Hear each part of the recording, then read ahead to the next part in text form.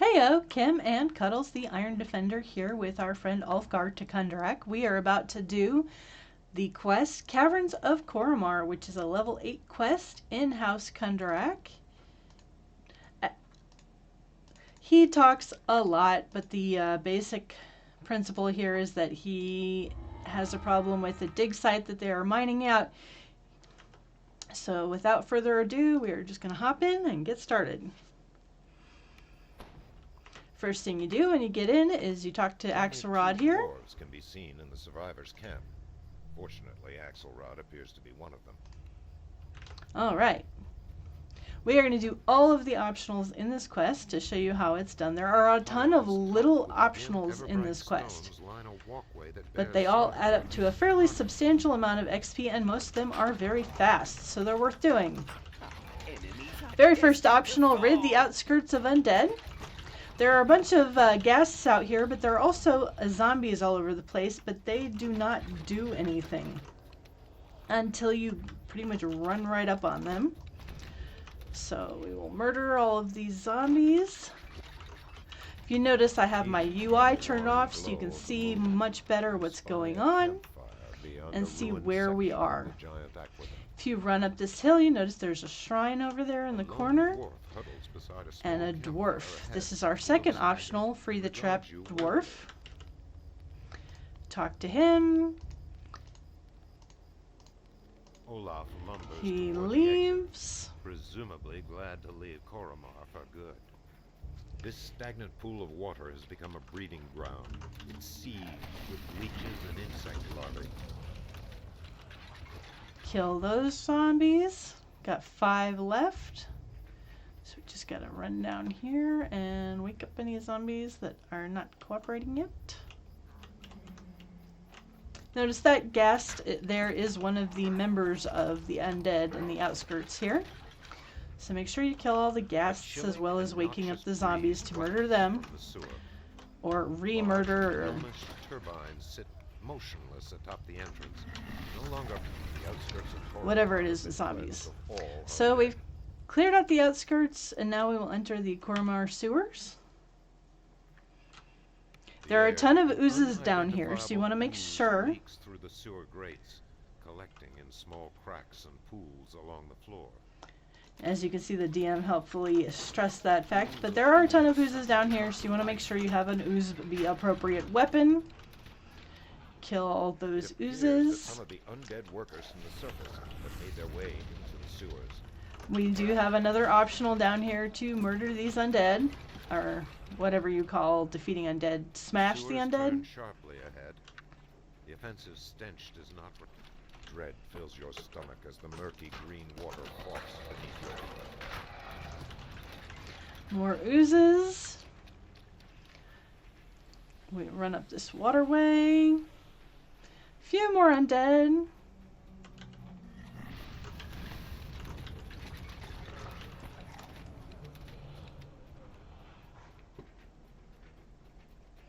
And we exit here to a big room. These are black oozes, which means that they split if you hit them with slashing or piercing damage. But they are not immune to fire the way gray oozes are, so I can just use my little tactical detonation and we're good. Now, if you jump down over here, you will get another optional to rid the sewers of the glass spiders. Their webs up ahead. You best watch your step. The DM helpfully telling us that. The glass spider infestation. Only a few Here the spiders, so sewer super abruptly easy. ends. You see no sign of an exit from this section of the tunnels. To get the... Our sewers have been cleansed of all undead. The DM keeps interrupting me. To finish the sewer optional, you do have to kill... Whoops, what am I doing here? This chest is locked, and of course it is also behind a secret door, which you need to be able to search, but you have to get those 2 undead that are right in front of the door in order to get the optional for killing all of the undead in the sewers. So there are actually 2 optionals that you get if you hop down here, in addition to a chest if you can unlock it. The water below drains into grates, but a hollow, bubbling noise betrays the presence of a tunnel near the drains.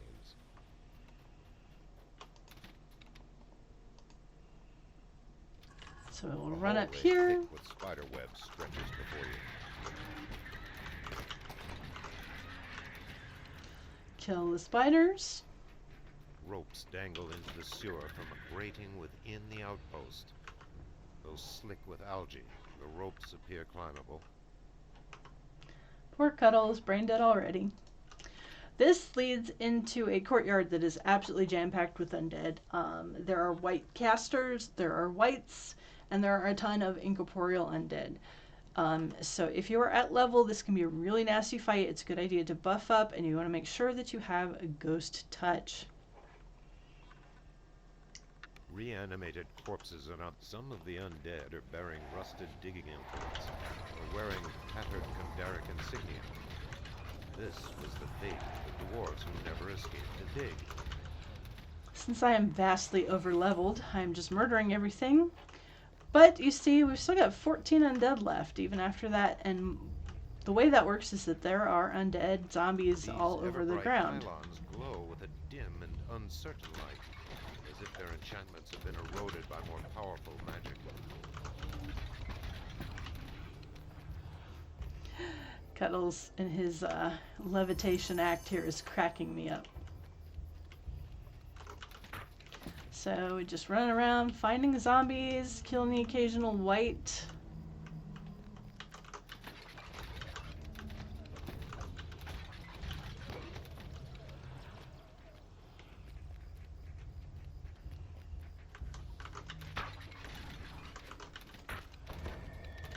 Almost done. And there we finished another optional. Now, if you notice that chest that I pulled the gold key out of down there is another optional that we will go do here shortly. But first we're going to run over here and the spy. Bars the way ahead. I hadn't noticed how very talky the DM is in this quest before, but he is sure obtrusive. But we killed that guy. And now we're going to run out here and show you some helpful things that you can do, because usually at this point in the quest you are running pretty low on resources after fighting your way through the sewers. But you can use this lever to open the gate that comes straight out into the courtyard. And remember, there is the shrine over there on the hill that you probably did not use at the very beginning because you hadn't yet done enough to need to shrine. So here we are. We're going to do the optional that's related to that gold key. And the way you do that is you run up here by where Axelrod Gunnarsson was when we came in the quest. And you run up this ramp up to this scaffolding here. Just quite easy to get up to. You may need just a teeny little bit of jump, but nothing spectacular. And then you run along here and run across and run along here and up to this aqueduct. And as you approach that chest, some flesh renders will spawn. Become aware of a dull sense of dread creeping into your thoughts. One of them in front of you, one of them behind you. You can unlock the chest with the gold key. And voila, we got a little bonus for that. If you hopped back down, there is the gate to the courtyard. So we are exactly back where we were.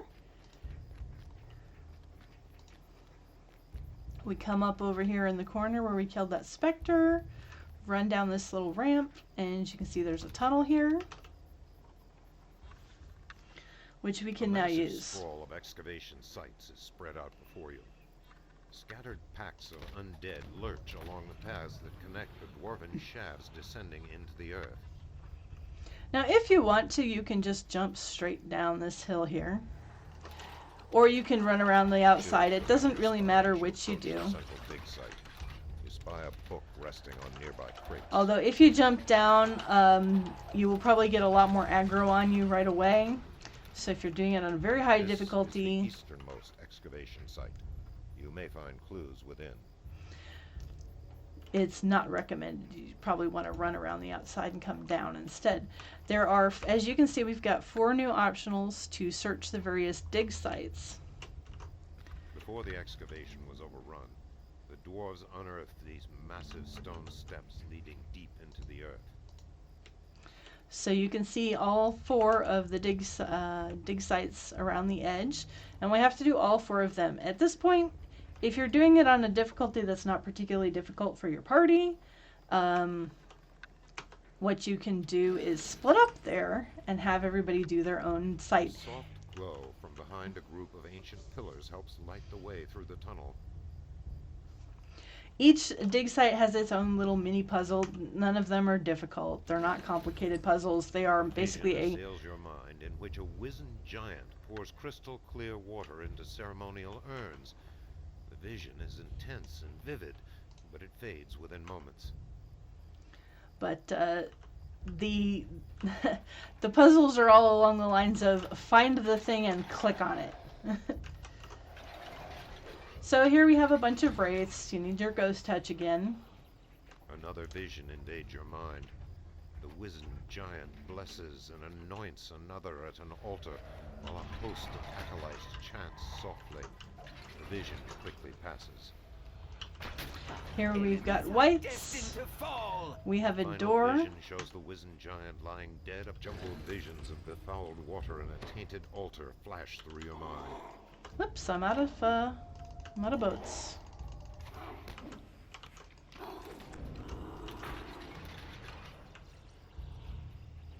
Alright, so that door leads over to the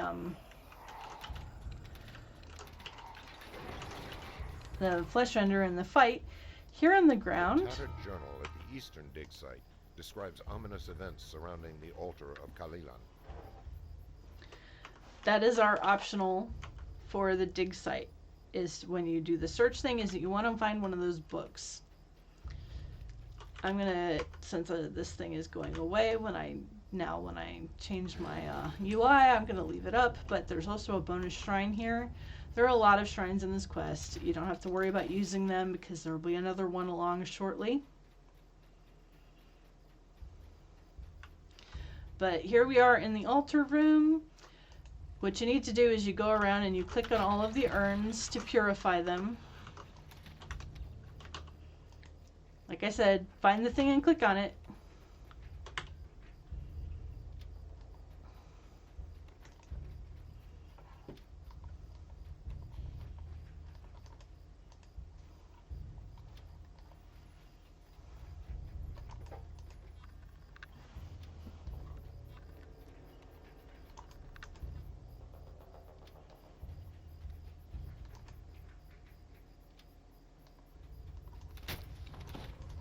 Welcome to your doom!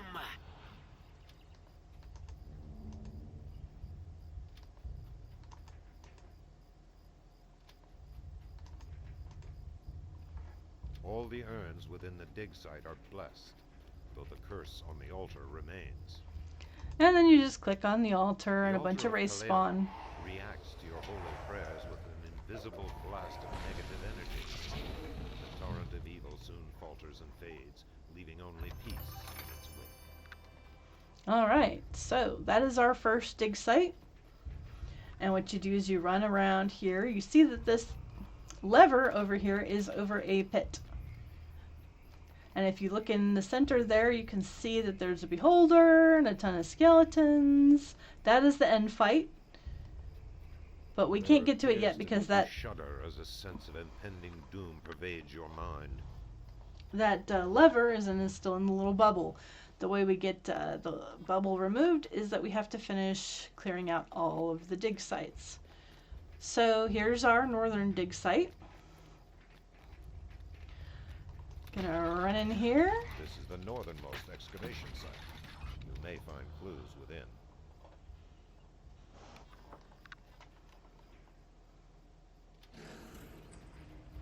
seems difficult to breathe, as if it is thinner here than elsewhere in the excavation.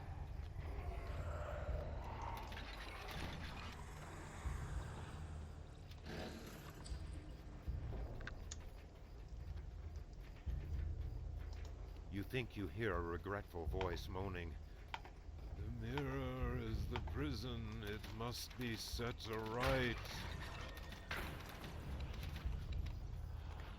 And once more we have another shrine.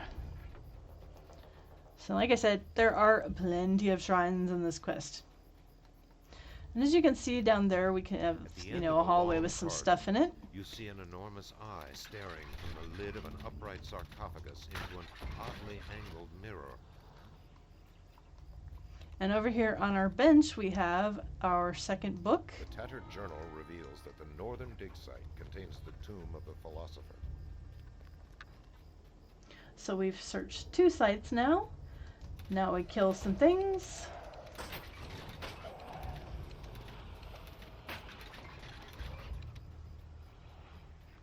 And then all you do to solve the puzzle here is you click on the mirror. The philosopher's mirror has been angled so it perfectly reflects the face on the sarcophagus. What lies inside? Let me see. And then away we go.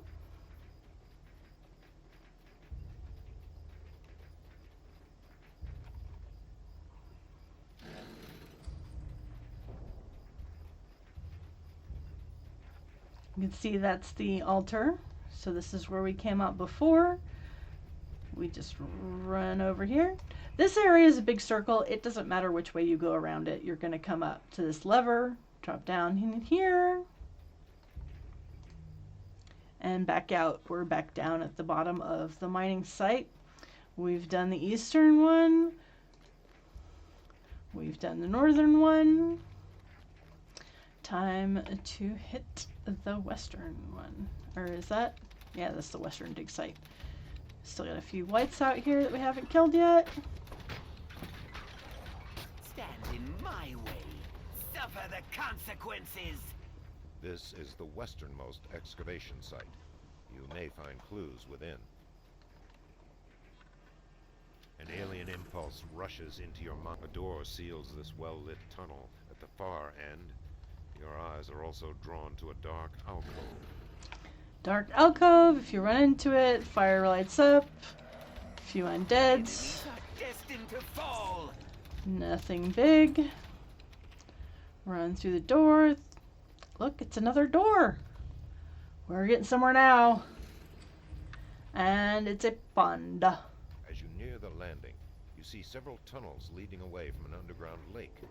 2 zombies guard a conspicuous door at the far side of the cavern. We got a race sneaking up behind us here. To get the book for this area, you run down this toward this rope. The tattered journal relates the strange history of the Flame of Turian, located somewhere in the western dig site. That rope doesn't actually do anything. You just want to click on the book. Kill the undead who have followed us.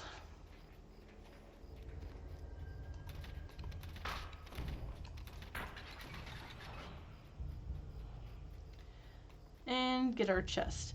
Now there's one more cool thing you can do here before we move on to the puzzle room. Secrets this contains. And that's to swim underwater in this little pool of water. If you get up here, you see that there is a hole that you can jump up. And a dude. The specter of a dead prospector drifts aimlessly through the... You destroyed Oglethorpe, the prospector. Get your optional. Get a bonus chest.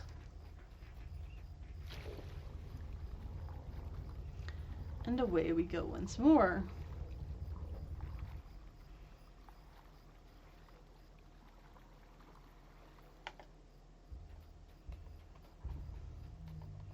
See, there's lots of little fast optionals in here. Run up this hallway. And here's the Flame of Turian. It is out. So you run up. Bunch of skeletons spawn. They spawn behind you too, so be careful. These are black bones skeletons, which means they are immune to fire, so you want to make sure you have something other than fire damage. The flame of Turian burns steadily once again. A feeling of peace spreads through the room. And once we've killed all those mephits, the fire turns on. We're done in here. We move on through. That's our final thing that we have to do. So we go the other direction, open this up. Here's our bubble protecting our lever again. Drop down and run out here for the final zone of this. Now, you do not have to do these in any particular order. In fact, you can split up and have multiple people in your party do them, if that will be faster for you. Or you can stick together. It doesn't really matter. You just have to do all 4 at some point. From this vantage point, you can see the wall, the desiccated corpse of a slain priest. You destroyed Agatha Engelheim. Another little optional boss out there. There are a couple of different optional bosses that can spawn out in this area here. So you just get a few little optional XPs and extra chest or 2 if you kill them. Well-crafted supports reinforce the entryway of this dig site. Ever-bright lanterns hang from the ceiling and cast wavering shadows on the walls. Welcome to your doom!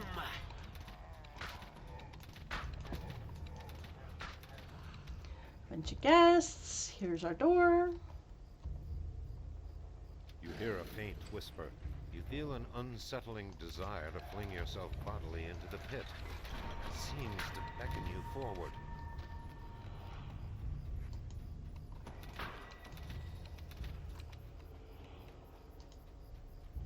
The book in this one is actually down in the pit, so you don't have to stay up here to do You are anything. dizzied by the stench of rotting and singed flesh wafting from the depths of this pit. But there are, again, a ton of black bones skeletons, and this guy who is not easy to kill sometimes. But at his feet The tattered is a journal book. describes the discovery of the mysterious Da'anvi Codex at the southern dig site. Ooh, chill shard.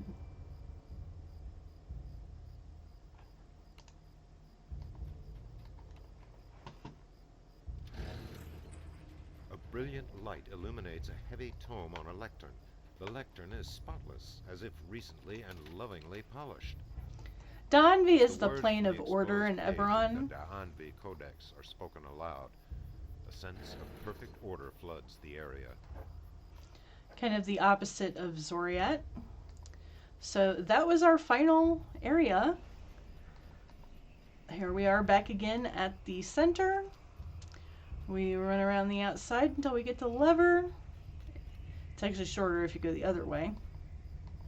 Make sure before you drop down that you pull the lever, because otherwise you can't get back up here and you have to run through a dig site to get back up. The great arena lowers. And then you drop down, run in here, The holders see you kill all 6. murder everything in sight. And voila, we are done. We can get our loot. And we have completed our quest. So, thanks very much for watching. I hope you found this useful. If you're enjoying these tutorial videos, go ahead and like and subscribe to our channel. We'd really appreciate that. And I hope to see you in game.